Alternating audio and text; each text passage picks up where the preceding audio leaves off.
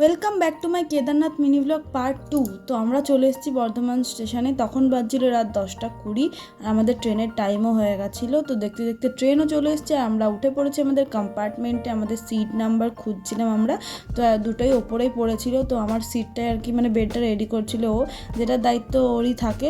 তো রেডি করে দিয়েছেন, আমি ওপরে উঠে বসে পড়েছি। আর এখানে ও নিজের বেডটাও তৈরি করছিল, আর আমি এই যে চুল টুল বেঁধেই একবারে উঠে পড়েছিলাম, কারণ ভীষণ টায়ার্ড ছিলাম বিকেল থেকে এদিক ওদিক করতে করতে। আর তারপর এই যে ওখানে ও নিজের বিছানাটাও করছে। ও তারপর আমি আবার তোমাদেরকে দেখাই, চলো যে আমি তখন বর্ধমান থেকে কী কিনেছিলাম। তো এখানে আমি একটা কাজু কিনেছিলাম, যেটা ভীষণ সুন্দর খেতে ছিল, মশালা কাজু ছিল। আর তারপর এখানে নিয়েছিলাম একটা ওয়াফেলের প্যাকেট, দুটো নিয়েছিলাম, তুমি এখানে একটাই দেখালাম। আর তারপর নিয়েছিলাম এখানে নিম্বু মশালার চকলেট, আর তার সাথে নিয়েছিলাম টিকট্যাক। আর তারপর চলে এসেছি একদম সকালবেলায়।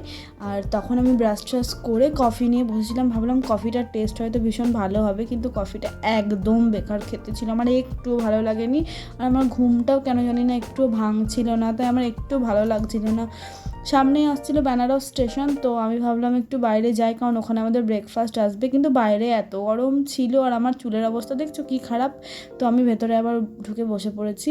তো সে গেছে এখন ব্রেকফাস্টটা আনতে, তো নিয়ে চলেও এসেছে। আর এখানে আমরা অর্ডার দিয়েছিলাম রাজ কচুরি, আর তার সাথে সবজি আর জিলেপি। তো টেস্টে এটা এত সুন্দর ছিল, মানে এখনও মনে ছিল পেলে বাড়িতে আর কি 4-5টা খেয়ে ফেলবো। কিন্তু তখন ট্রেনে আমাদের এটা এত বেশি লাগছিলো না, আমরা খেতে পারছিলাম না। আমি তো আবার 2-4টে জিলেপি রেখেও দিয়েছিলাম। আর জিলেপি দেখে আমার ছেলের জন্য ভীষণ মন খারাপ করছিল, কারণ ও আবার জিলিপি খেতে ভীষণ ভালোবাসে। তো আমরা খাওয়া দাওয়া করলাম, আর আমি ওকে দেখিয়েছি, আমি বললাম আমাকে একটু ভিডিওতে দেখাবি না, তো ও আবার একটা আমাকে ভিডিও করে দিল। এই যে জিলিপিটা আমি খাচ্ছিলাম তখন। তারপর আমি একদম টেনে এক ঘুম দিয়ে দিয়েছি, আর একদম হয়ে গেছে বিকেল। আমি আর সারাদিন কিছুই খাইনি। তো তারপর আবার লখনৌ আসছে সামনে, তো লখনৌতে আমাদের কিছু খাবার অর্ডার দেওয়া ছিল, তো তারপর সেটা চলে এলো। তো আমি জানতাম না কি অর্ডার দেওয়া ছিল, খোলার পর দেখলাম এখানে ছিল পরাঠা আর তার সাথে ভেজ কাবাব। তো দুটো টেস্টই অসাম ছিল, আমার ভীষণ ভালো লেগেছে, আর খেয়ে একদম পেট ভরে গেছিলো। তারপর আমি আবার একটুখানি কোল্ড ড্রিঙ্ক খাচ্ছিলাম বসে, আর দেখছিলাম আর কি সাইডের সিনগুলো। ভালো লাগছিলো না, একটুখানি বিরক্তও লাগছিলো, ট্রেনে আর কতক্ষণই বা থাকবো। তো আজকে রাতটাও এখানেই কাটাতে হবে, আর সকালবেলায় আমরা পৌঁছে যাব হরিদ্বারে। তো রাতের বেলা আমরা খেয়ে নিলাম দই বড়াটা, আর এই যে ভোর 4:30 নাগাদ হরিদ্বারে পৌঁছে গেছি। ব্লগটা এখানে এন্ড করলাম, বাই।